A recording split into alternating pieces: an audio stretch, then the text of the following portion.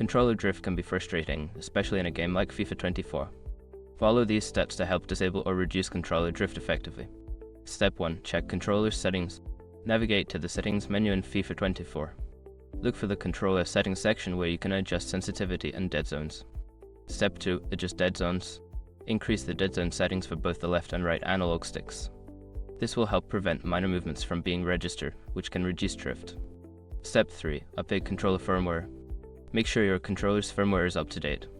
Connect your controller to your console or PC and check for any available updates that might fix drift issues. Step 4. Clean the controller. Physically clean the analog sticks and the area around them. Dust and debris can cause drift, so use a soft cloth and some isopropyl alcohol to clean the sticks carefully. Step 5. Test in game. After making adjustments, test the controller in FIFA 24.